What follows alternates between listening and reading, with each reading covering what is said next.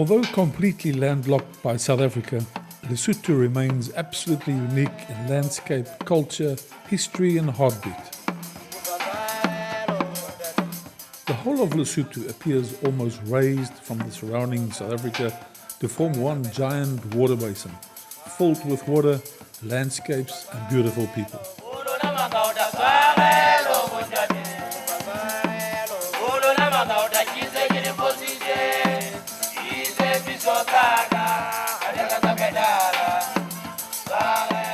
The Orange River forms the southern border between South Africa and Lesotho.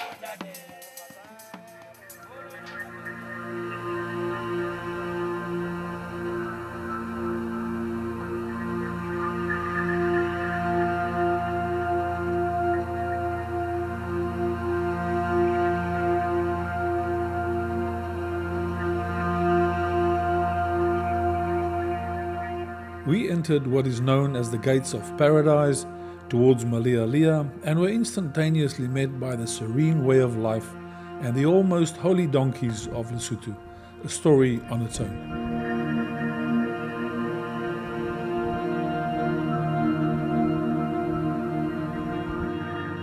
The minimalistic way of life and the joyful children that are very happy to entertain themselves with what the Western children would regard as scrap immediately catches the eye.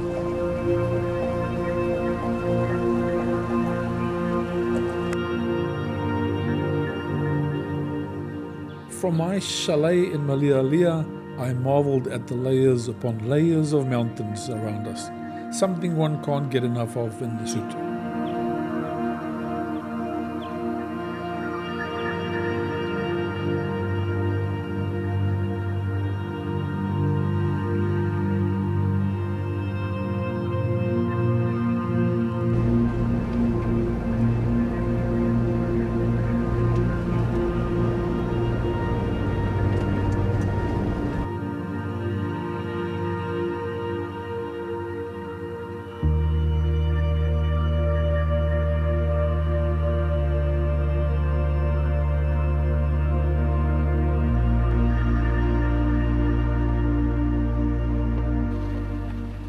I was astounded by the fitness of the children that ran next to the vehicles in these high altitudes like mountain deer, with ever-present smiles on their faces up and down the mountains non-stop.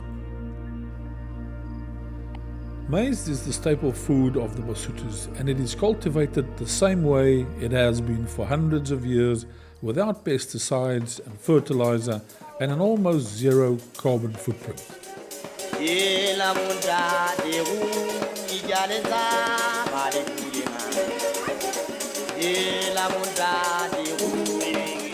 The whole family participates in the upkeeping of the crop.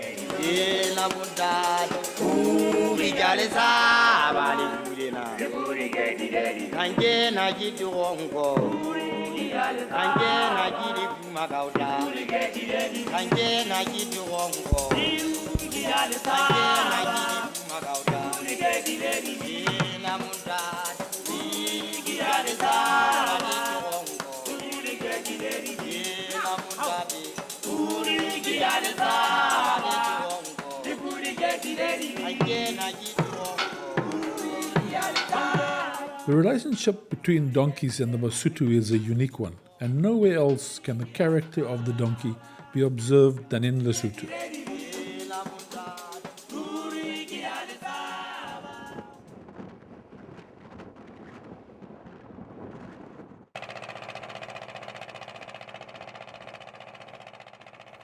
Horses and donkeys are used to transport bags of corn to small mills in the mountains.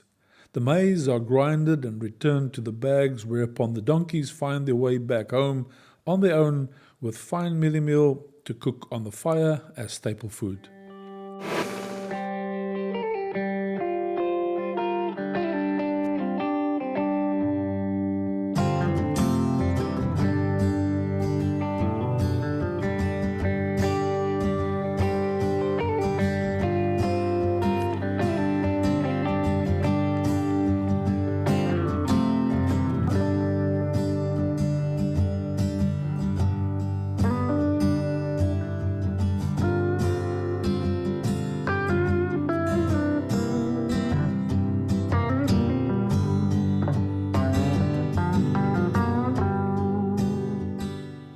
Angora goats are a good source of income with their mohair, although Basutus prefer to eat mutton.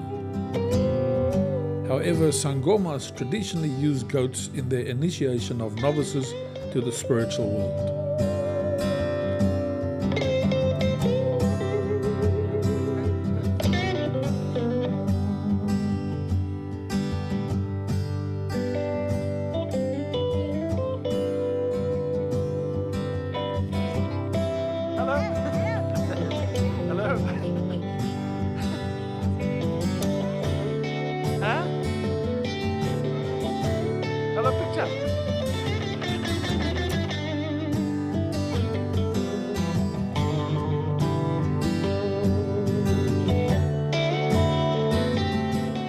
I find Lesotho one of the most photogenic countries in southern Africa, and photo opportunities range from culture to mind-boggling landscapes around every corner.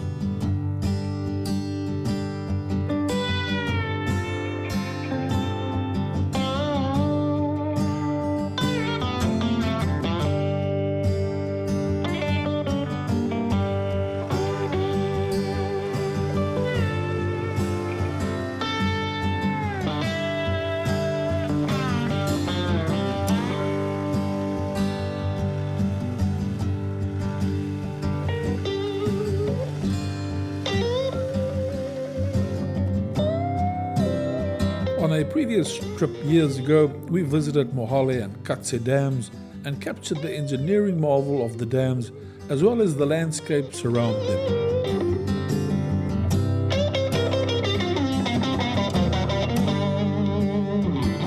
Photographing them at night was a pleasurable challenge, and I had to organize a vehicle to drive up and down the Mohale Dam wall to paint the road with vehicle lights 11 o'clock at night.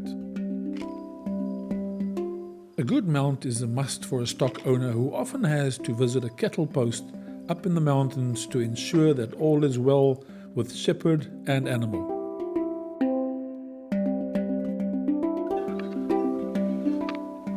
Most Basotho families have about 6 herd of cattle and 20 sheep, which are entrusted to young herd boys to look after during the day and to return them to the kraals at night. Herd boys or shepherds are mainly boys between the age of 8 and 18.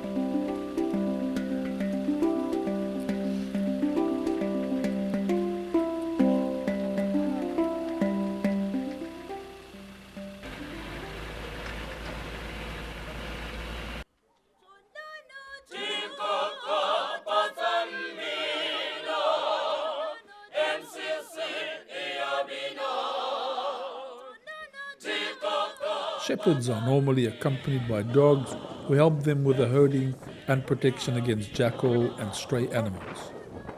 These dogs seem to be very complacent at first, but don't dare to get too close to the herd boy or cattle. Herd boys from the age of 8 can spend up to 3 months away from home in the mountains in search of grazing with only 1 bag of mealie meal in the snowy winter months. Photographing them with their entrusted dogs and cattle remain a highlight of my travels through Lesotho.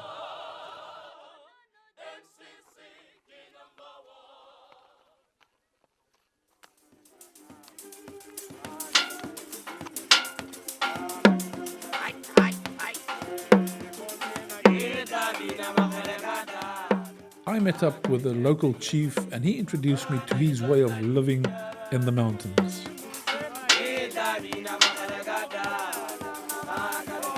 The Basotho hold their leaders in high esteem as the guardians of their culture and spiritual enlightenment.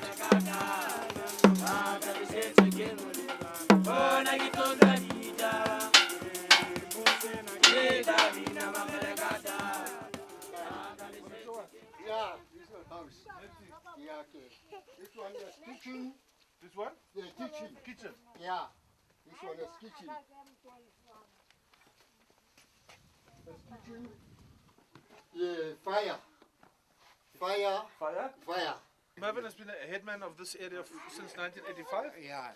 And the pony tracking, you also you've This done one, pony yeah. tracking since when? Yeah. 80s. Yeah. This is the calamari better one. Yeah, as a, horse is killed. yeah. So he's also managed the horses and the pony tracking that's quite famous down Yeah. the mountains and the gorges over here. Yeah. And also make sure that the discipline in the Go- area is go for it, yeah. look Yeah, after the yeah. discipline of the village. Yeah. Thank you very much, Mervyn. Yaliwa. Okay, Kalibo, eh? Yaliwa. See you later. Yeah, it's coming. Yeah. Okay. Bye.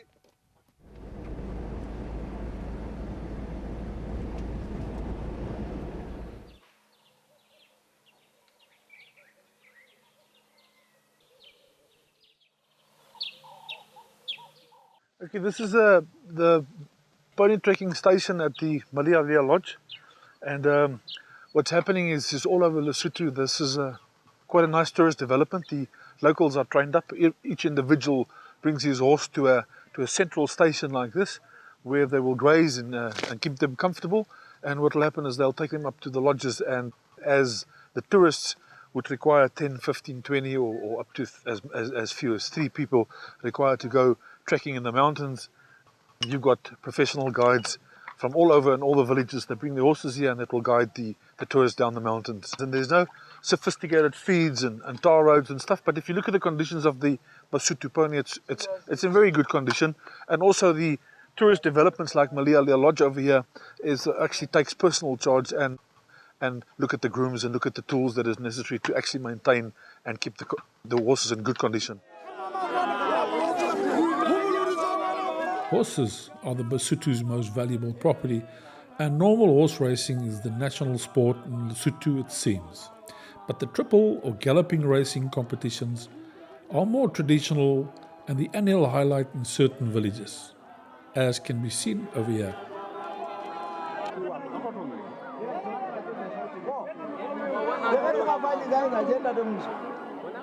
Horses must then triple in a specific fashion that is more suitable and safe in this extreme mountainous terrain.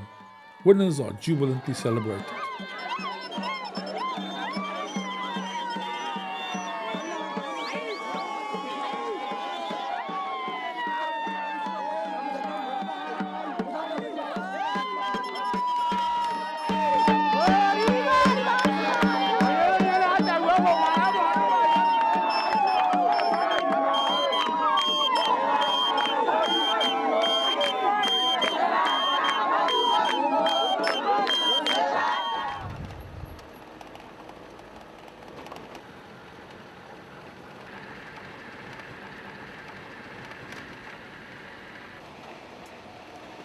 On my way to catch fish in a river close to Malialia, a man blocked the road and vehemently wanted a lift, strangely, regardless of where we were heading. Thank you very much. Can I help you? Yeah. I'm asking for a help. Yeah? I'm going to Ribani. No, I'm just going to the river here. So, The river. Then turn around, go back.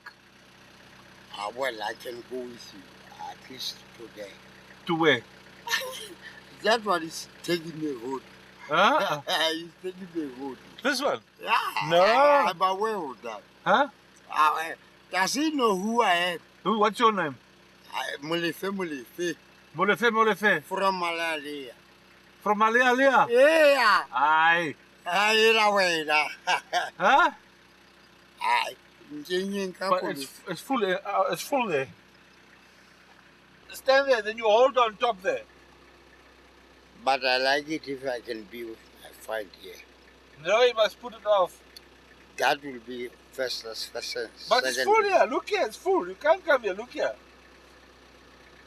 Huh? How are we gonna make? You are saying you are going to be back from there. To the river. We're going to there, then we turn around. Hey. Huh? And I'm just going to be there. By the river. Hey. And I can be with Ntati here. When we dropped him at home, we discovered he was running away from his wife at that stage. From there, we had a quick glance at the dinosaur footprints that roamed these mountains. Obviously, Lesotho had more luscious plants millions of years ago.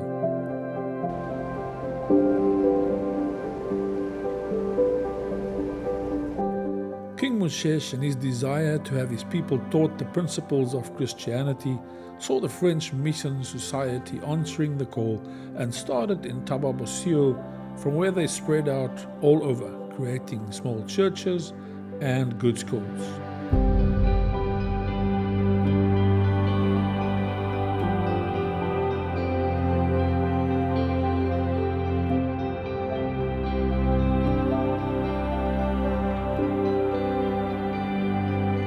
Lesotho has the highest low point of any country in the world.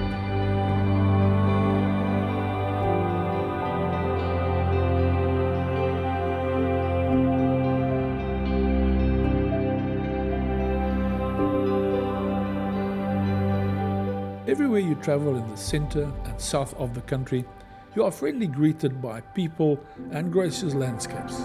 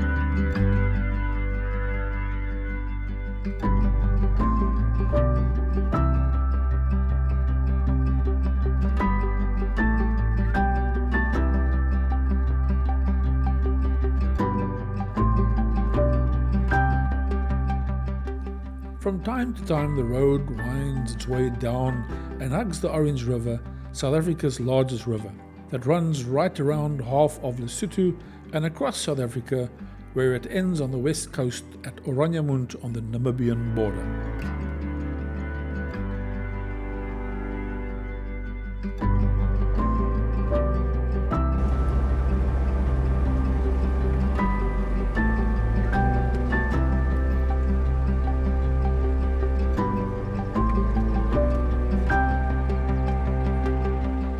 Bridges are far and few across the Orange River, and boats are the only mode of transport from one side to the other. At probably the highest place you will find an 80-year-old man on a horse on this continent, I met and photographed this gracious old chief and his magnificent Basotho pony, where he sat almost statue-like, meditating on the highest peaks of these even older mountains glaring over the land he ruled.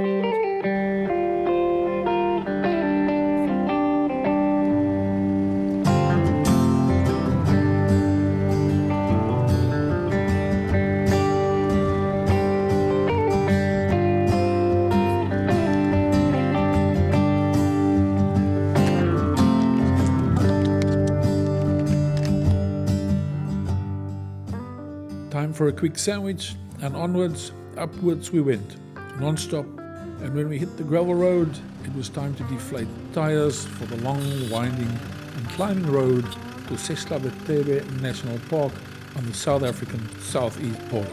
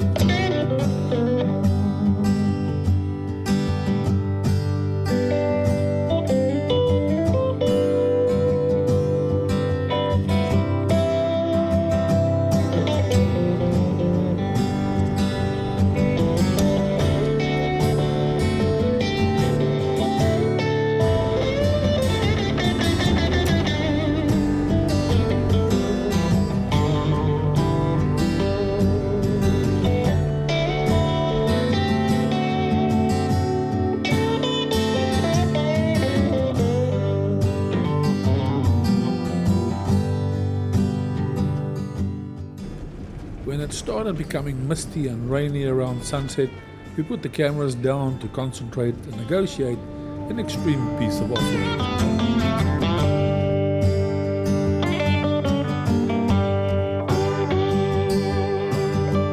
We stayed over in a holiday house of one of the previous kings, and in this carpets of wildflowers surrounded by majestic mountains greeted us the next morning.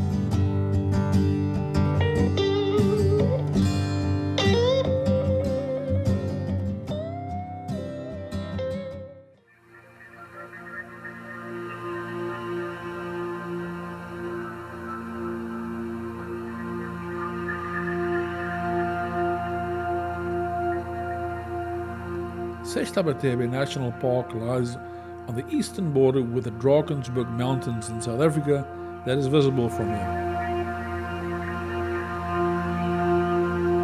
The catchment of these streams were right around us, so the water is as clear and healthy as during the dinosaur era.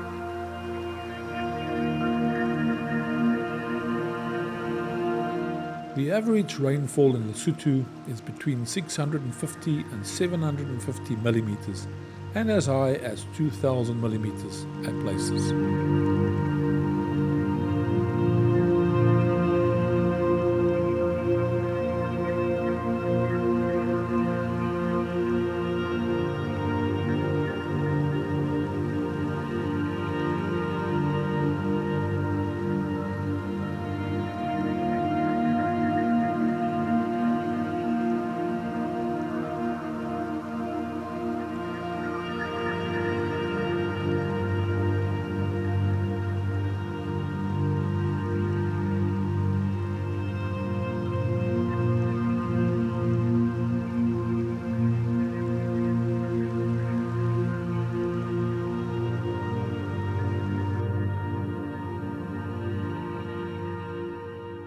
There are around 3,000 plant species, and at least 16% of plants occur nowhere else on this earth.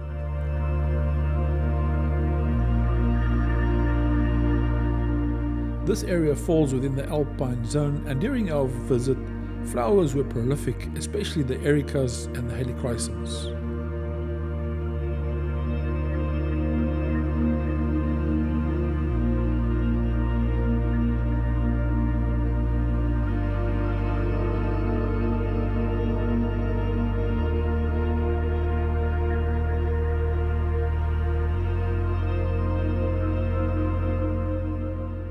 One can have a royal time capturing these flowers up here, as we did.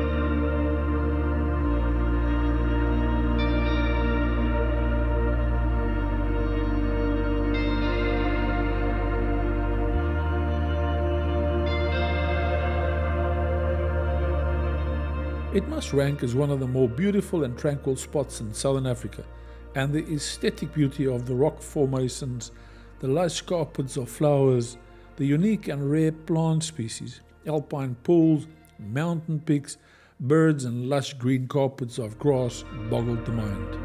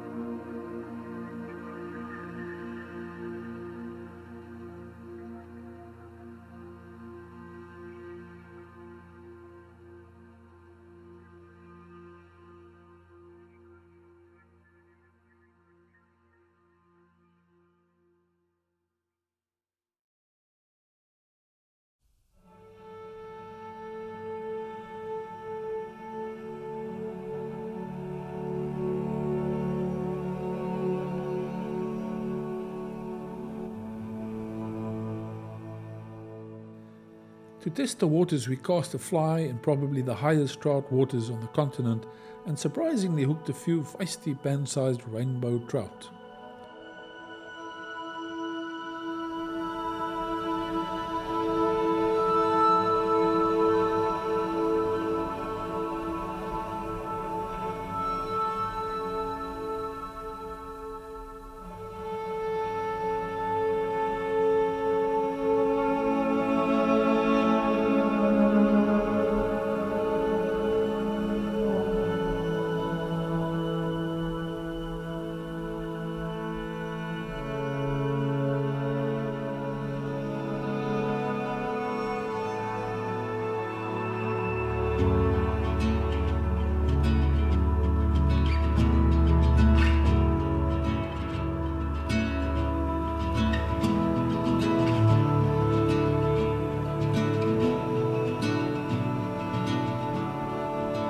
While side dishes were being prepared in the house and the clouds were building up, we cleaned the trout to enjoy as mains for supper. And I can say without hesitation, all Lesotho's trout we ate on this trip tasted better than anywhere else on earth.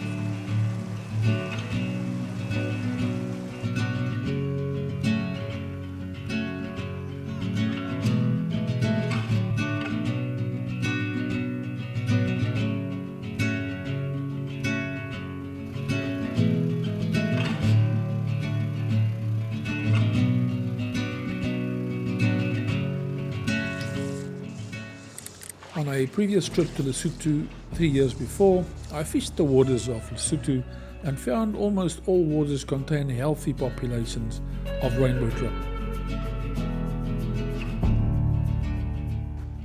I also had the opportunity to catch above and below the Katse Dam wall.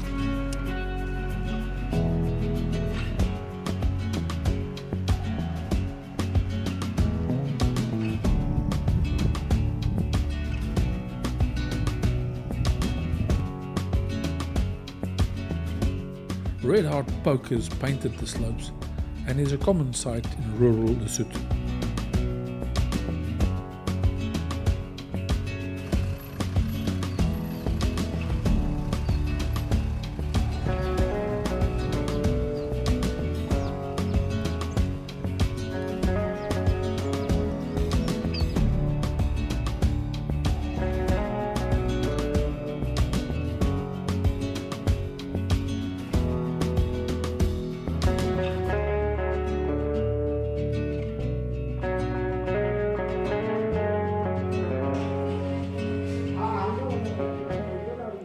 Throughout Lesotho like this, you can get spaza shops that cater for the locals and travellers such as us.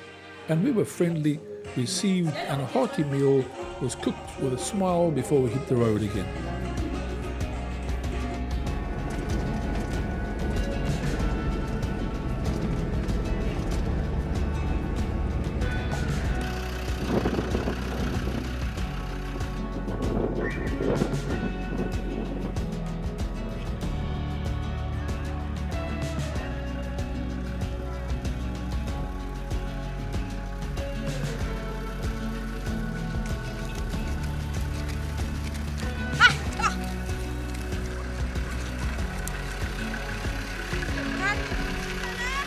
We're in Lesotho Mountains, just I think to the northeast of Malia Lodge, and we've run into David, or people introduced us to David. David has taken the initiative to build a local museum here, or not a museum. He's got the artifacts and the tools and so on that the Basothos use, and he shows the tourists how they operate. He's also got some indigenous plants, whereof most of them or all of them have got medicinal values, and he'll take us through that now and explain to us how they use or apply it within the Lesotho nation in the mountains here. Here we have got the oven. Basotho used to build to make this kind of ovens, and then they used to bake bread from this. And then right here we have got this hill with sticks stuck on it. Like in most of the villages in Lesotho, you will find this kind of stick stuck on the hills. And then these are smeared with medicines which are believed to have powers to fight against the hailstorm and lightning. Now we are going to look at some indigenous plants growing in the garden here. So right here we have got the so-called purple spotted cilia, So this grows in all well types, and then it has the bulb underneath of which it is cut, and then an infusion of it is used to loosen bowels in babies. We have got the so-called pig's ear, and then it is only called pig's ear because its leaf resembles pig's ear. Actually, this is for insect bites and bear stings. Then they just cut the leaf as it is, and then we apply the thing right on the affected area. This is spotted aloe. This grows on mountain sides and in sandy soil, and infusion of it cures determines and is an antidote for diabetes. So this is the so-called pineapple flower. It is called pineapple flower because its flower resembles pineapple. It has got the bulb underneath. Actually, they cut the bulb and then they boil it, then they drink solution. So that is to cure sexually transmitted diseases, effectively gonorrhea. And then in the past, actually, as they put it in the water, it produces a lot of foam. And then they used to wash skins during those times when Lesotho didn't use soaps and stuff. Then they used to use this to wash the skins as they were wearing the skins before they wear all these fabrics that we wear nowadays. This is the spiral aloe. This is Lesotho used to cut the leaf, and then they press the juice out, then they apply that directly to the rough skins. Actually, this is for skin eruptions. Like as nowadays they use it in cosmetics factories. So this is called starchy hysopoids. It is used as a health tea by people with diabetes. It's very rich in glucose, and then it can actually, like I said, it can be used as a health tea. This is for regulating the stomach acids. Actually, we cut the dry leaves, then we put in water, in warm water, then we allow for some time, then we drink the solution. This is the sagewood. Then also the sagewood, they just cut the leaves, then they put in water. It also produces a lot of foam, and then they used to wash things like skins out of it. This is the chichi bush.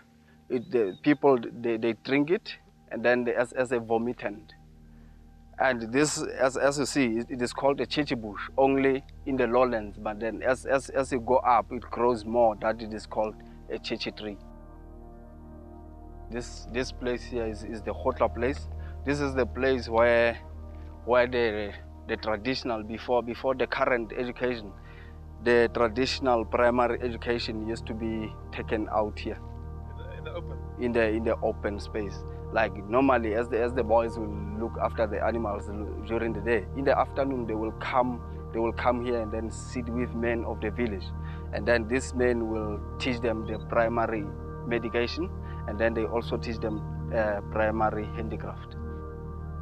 This is the pastoralist, the house.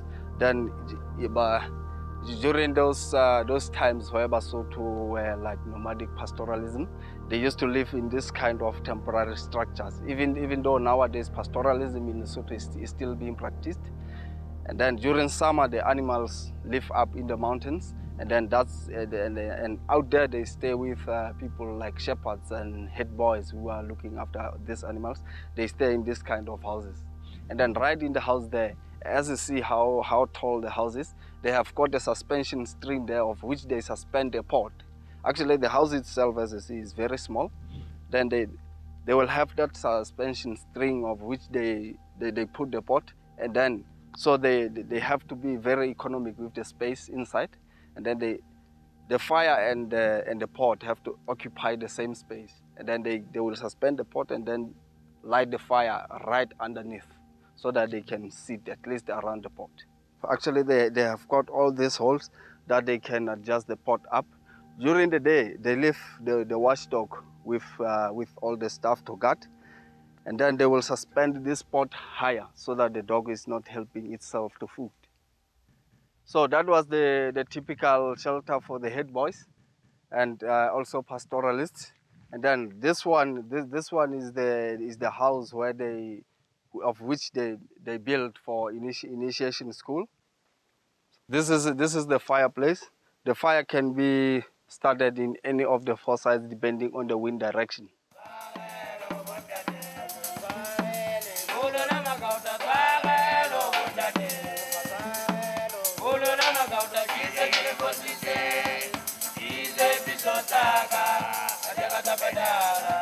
Lesotho must be one of the very few places on earth where traditional musicians build music instruments from fully recycled and scrap materials and animal hairs and feathers. These range from horsetails to vulture feathers, oil cans to tin cans.